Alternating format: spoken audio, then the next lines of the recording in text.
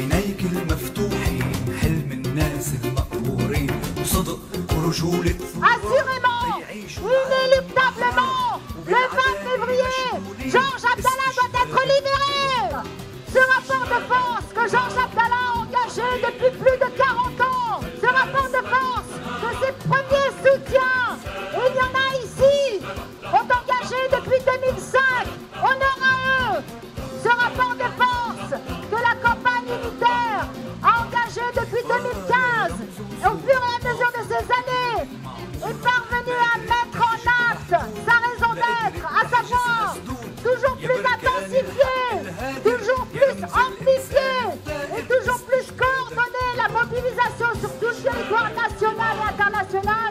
Et bien ce rapport de force, nous devons le gagner pour mettre un terme à cette barbarie sans nom qu'est la prison à vie et pour arracher aux mains de l'ennemi ce résistant historique de la cause palestinienne qui, à l'image du peuple palestinien, depuis sa longue lutte de libération nationale contre l'occupant génocidaire, n'a jamais rien renié de son combat historique. Nous n'aurons de cesse de faire sa libération notre devoir prioritaire jusqu'au changement de ce rapport de force pour la victoire ou la victoire.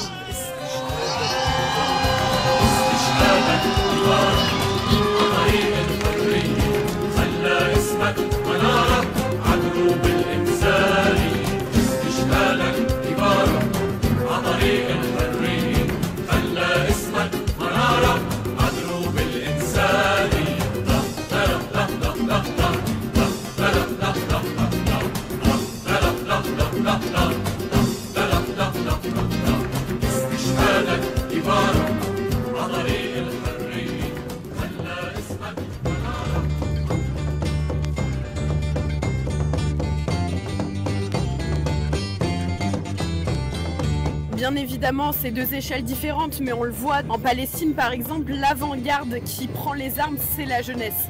Et aujourd'hui, nous, on doit être aussi, en France, cette avant-garde qui lutte sur le terrain contre l'impérialisme français pour soutenir justement cette jeunesse et ce peuple palestinien.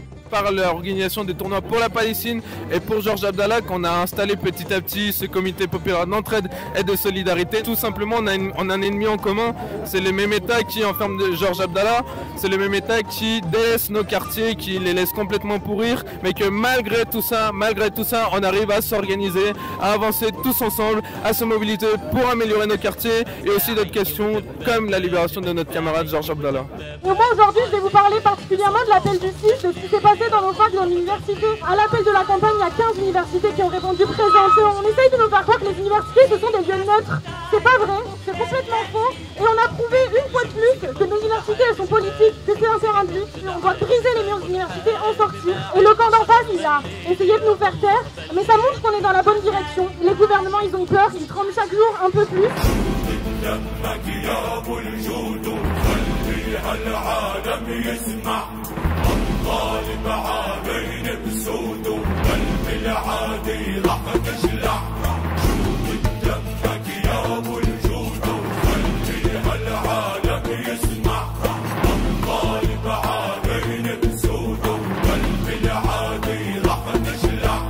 Je vais plus présenter qui est Georges.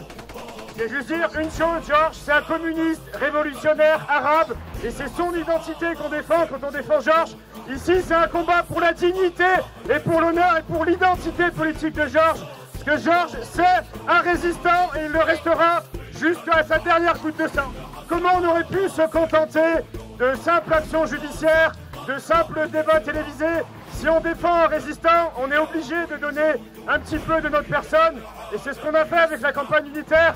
La campagne unitaire, c'est une vingtaine de rassemblements fin octobre, c'est 35 rassemblements, c'est des personnes enchaînées sur 10 préfectures en France, c'est la FSE qui bloque 10 facs de France et qui fait 8 rassemblements dans d'autres facs de France. Et ça, camarades, c'est la jeunesse révolutionnaire, c'est-à-dire aujourd'hui, c'est des facs bloqués, demain, ça sera des routes, après-demain, ça sera des usines avec Timothée Esprit et tous les camarades, et encore après-demain, ça sera tout ce qui est nécessaire pour tendre au niveau de la résistance palestinienne, parce que face à un génocide, on ne peut pas seulement rester dans le cadre de la légalité. Aujourd'hui, on a marché à l'appel de la résistance, parce que Georges, c'est un fils adoptif du peuple palestinien, c'est un résistant. Et on a fait quelque chose d'important, c'est qu'on a mis à plat toutes les guerres de chapelle.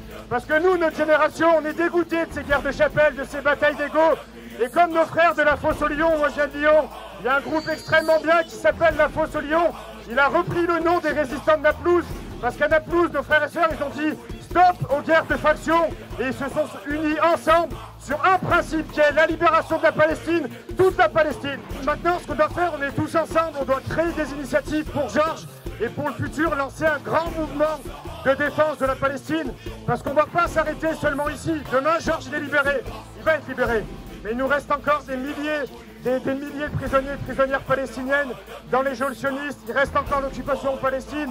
Et que ça soit dit, on s'arrêtera seulement quand le dernier olivier arraché il sera replanté, quand le dernier Palestinien et Palestinienne il sera libéré des prisons, et que le drapeau il flottera sur toutes les villes de Palestine avec Jérusalem comme capitale. Ce qui s'est passé aujourd'hui, c'est une leçon pour l'humanité.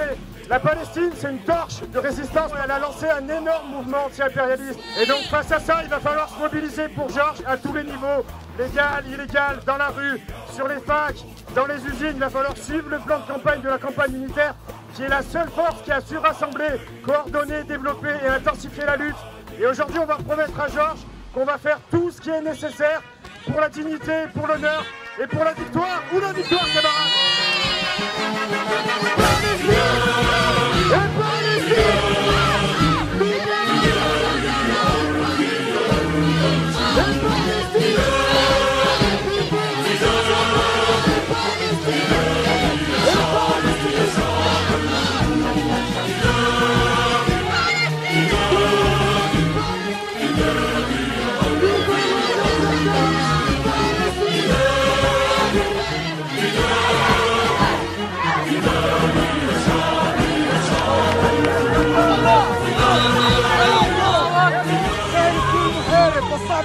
شعب بس ايوه الله اكبر